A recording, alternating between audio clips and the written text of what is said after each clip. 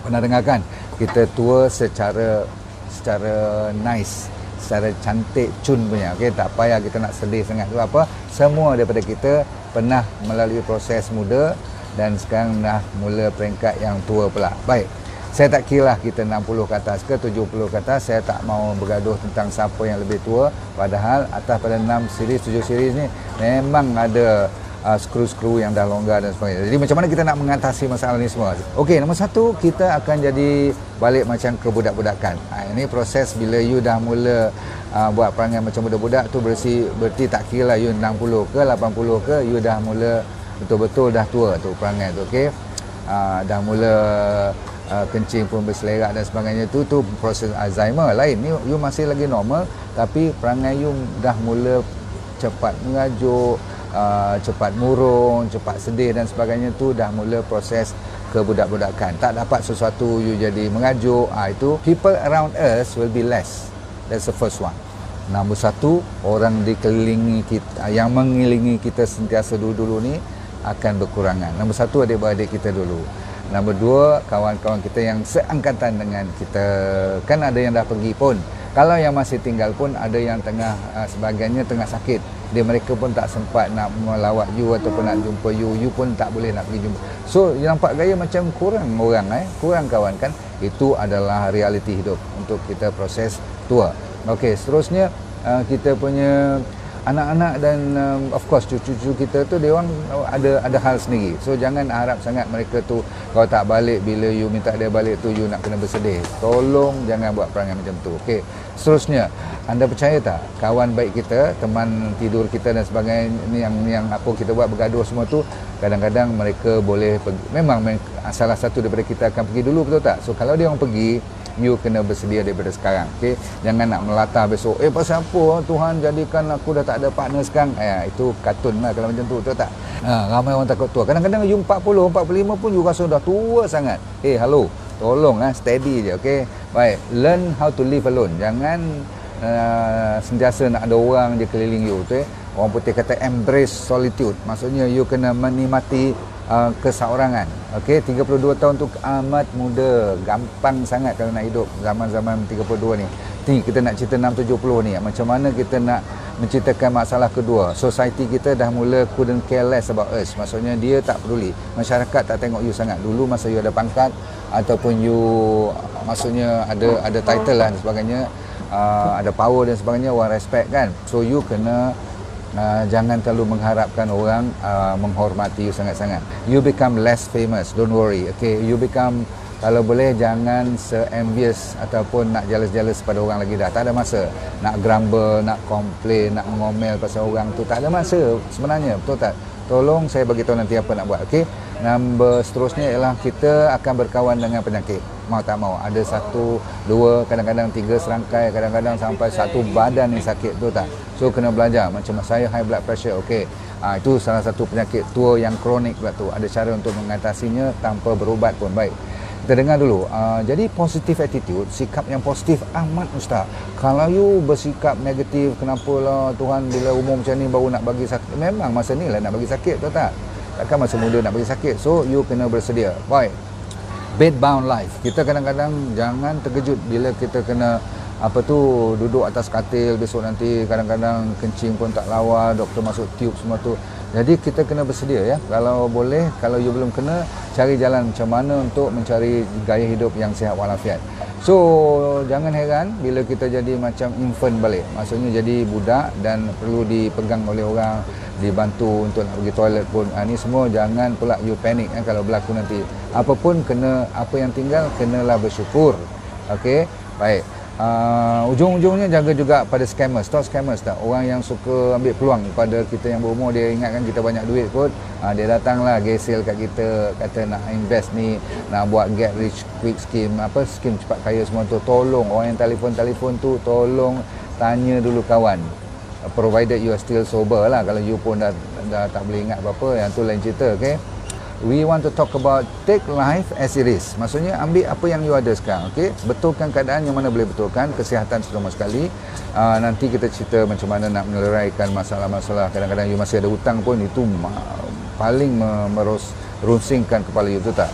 So kita kena seronok lah apa yang tinggal kat kita ni kan. Macam kita masih boleh berjalan, macam saya sekarang boleh naik kapal terbang, kita mesti enjoy juga, mau tak mau, Nazia, betul?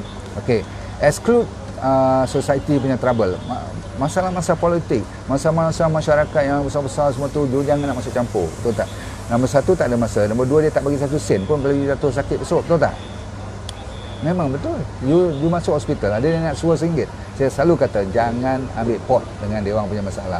Dan masalah anak you dan cucu-cucu you, biarlah anak you yang handle. You tak payah nak take over 100%. Membantu boleh, tapi take over 100% salah. Itu step yang tak betul. Kecuali kalau anak you pun tak sihat, itu you bantu. Okay, no problem. Kita nak bagi peringatan pula, jangan terlalu me-centered. Aku all the time. Masa aku dah terlepas. Sekarang masa aku dan apa yang aku tinggalkan sekarang ni ataupun akan tinggal ni sekarang ni, you nampak boleh berbaik dengan anak-anak cucu, boleh kasih sayang yang boleh dibetulkan. Kalau dulu kok you tinggal dia orang masa you kerja, zaman sekarang lah you kena berapat balik dengan dia orang. No more mistake. That's another thing. Try not to make any more mistake. Kalau dulu kita banyak mistake dah buat, banyak kesilapan, kadang-kadang sampai yang teruk, sampai bankrupt, sampai Along cari semua. Please, at 60, 70, no more friend with Along, no more masalah investment yang you buat berisiko tinggi. Boleh tak? Okay. Simpanlah duit sekurang-kurangnya untuk you pergi enjoy setahun 2 kali 3 kali pergi holiday dan sebagainya. Betul? Good vibes only, doctor. Yes, you only give positive vibes. Betul. Dan saya nak bagi mereka yang tak tahu nak buat apa, take advantage of whatever time left. Jangan delay lagi dah. Pasal apa? You must look at your activity yang you suka. Most of you ada activity, okay? Jangan bagi orang tahu duduk relax pergi kedai mengopi je. No time for that. Pasal apa? Sekali-sekala boleh, tapi you kena cari peluang untuk kod-kod lagi. You minat dengan membaca, you minat dengan menulis, you minat dengan melukis, you minat dengan bergardening. Go ahead.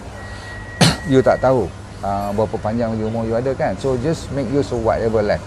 As far as I am concerned, kita kena selalu orang panggil smile over small thing. You syukur dengan benda-benda kecil-kecil. You boleh bercakap, you kena happy. You boleh bernafas lagi pun kena happy. You boleh kencing pun cukup. You boleh buang air besar pun bagus. Setengah orang bila berumur ni dan naik prostate tu tak, dah bangkak semua tu, bukanlah cancer lagi pun, cuma benign lah, hypertrophy je, besar je.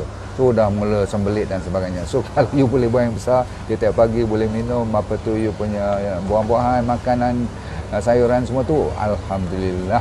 Boleh tidur nyenyak tu pun alhamdulillah. Betul tak? So one word, perkataan after ni afterward lah, nantilah or later on lah, tolong jangan pakai lagi dah.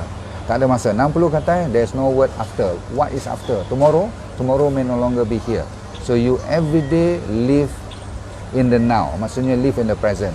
Orang dah ajar ni masa muda dulu pun, tapi tak dengar cakap. Sekarang kau dan aku tidak ada choice, we have to live now. So when I go to Kota Baru now, I must give the best, I must do the best, I must enjoy meeting the people. Jumpa orang tegur, jangan nak sombong. Zaman sombong dah over, babe. Okay, jangan nak buat perangai aku raja lagi, out. Okay, you are just like everyone else dan rendah diri. Lagi sedap hidup kita, dan kita tak expect banyak sangat daripada orang pun. Okay, so here and now, you must do it now and here. Okay, perkataan afterward atau perkataan later on tak ada dalam vocabulary kita. Lain kali kita cerita macam mana kita mempertahankan diri dalam proses penuaan ni supaya kita tak sedih. Ingat pada 90-10 punya formula saya bagi dulu, 90% daripada apa yang anda risau tak akan berlaku. So jangan nak risau sangat. Pokok Allah, doktor kata 60-70 mesti berkawan dengan penyakit. So you dah jadi panik. Okay, you kata sikit-sikit jantung berdebar je, you ingat heart attack. No, wait, sabar. Saya kata itu kena persediaan.